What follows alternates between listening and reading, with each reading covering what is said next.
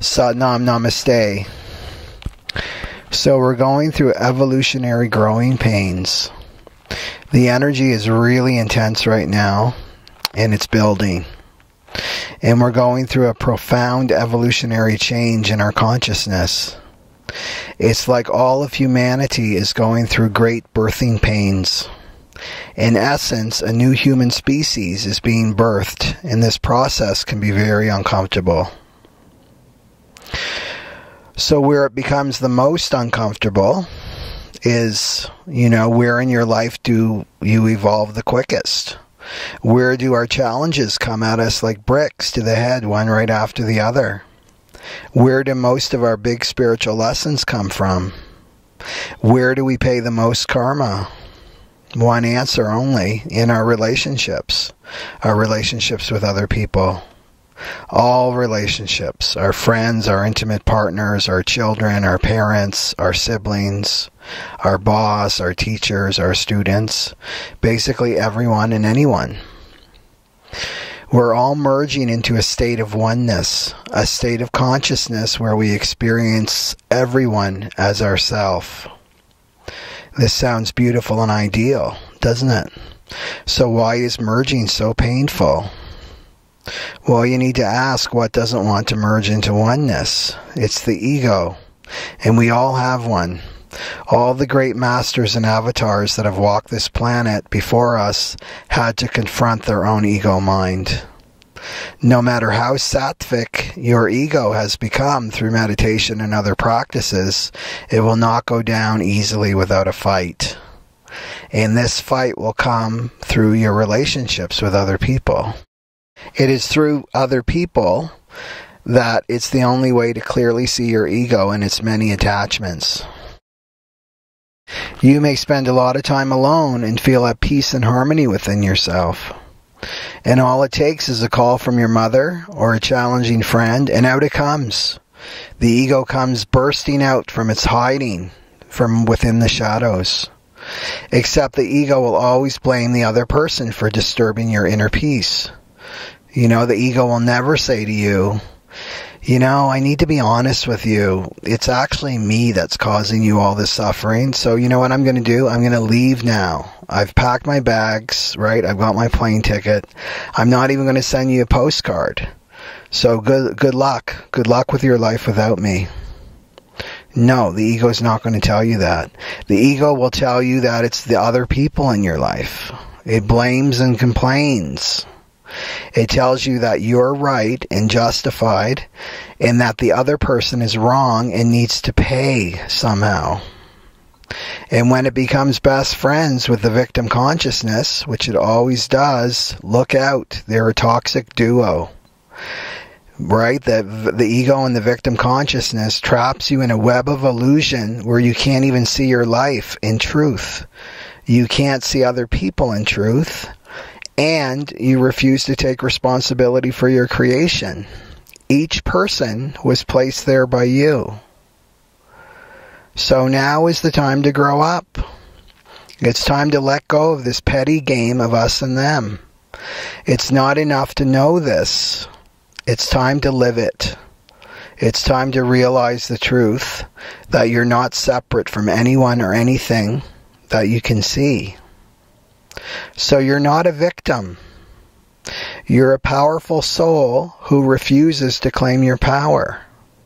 So it is a matter of assuming full responsibility for what you see and experience in your relationships. Your relationships are only showing you yourself. Really listen to people sometime when they complain about other people. It's funny. They're always describing themselves, and they don't realize it. So listen to what comes out of your own mouth about people. You're describing your own self. You're attracting certain people in your life to you so that you can transcend your current awareness, so that you keep growing and evolving. Okay? So you're attracting certain people to you so that you can transcend your current awareness, so that you keep growing and evolving. So these people are essentially playing roles for you. It's not personal. That's all it is. They're playing roles for you so that you can see yourself. Some are playing the bad guys and some are playing the good guys in your life. Some agree to everything that comes out of your mouth, right? That you can do no wrong. And then there's other people that will betray you, challenge you, irritate you, and break your heart. So to simplify, everything in your unconscious mind must be made conscious. It is the great age of truth. There's no more secrets. You can see this in the world. No one is getting away with anything anymore. It's all coming to the surface. However, this also includes you and your relationship to your own inner life. You can no longer hide from your own self. That unconscious mind is a deep storehouse of all your stuff. Right? All your stuff from this lifetime and all other lifetimes. It's like picking up the big boulders that have been sitting there for millennia and seeing in truth what's under there. Envy, violence, lust, greed, possessiveness, betrayal, domination, control, etc. Basically all the stuff we spiritual folks don't want to look at. So remember that every saint has had a past and every sinner has a future. We're all equal and we've all spent time in the dark and the light through our millions of lifetimes. So we come to this planet for human experiences, and that includes the dark and the light. So the people in your life will show you what's in your unconscious mind so that you can own it, you can love it, you can forgive it, and you can bring it into the light. So here's a few things that you can do to smooth out this process of making the unconscious conscious. So remind yourself that you are creating all of this, especially when it comes to having difficulties with specific people in your life. They're playing a role for you. So to release them from this role, right? I don't need you to play this role for me anymore. You can mentally send out this prayer whenever they pop into your mind. I'm sorry. Please forgive me. I love you. Thank you. So you say, I'm sorry. Please forgive me. I love you. Thank you. If you want to know more about this prayer, I'll put a link down in the information box for you. So you do this at least 3 times, right? So for example, if someone is cruel and unkind to you, you are basically saying to the universe, you know, I can't remember when I was angry and cruel, but because this person is acting this out for me, it must be true. So I'm sorry for my actions, and I'm sorry that this person is playing this role for me. So please forgive me.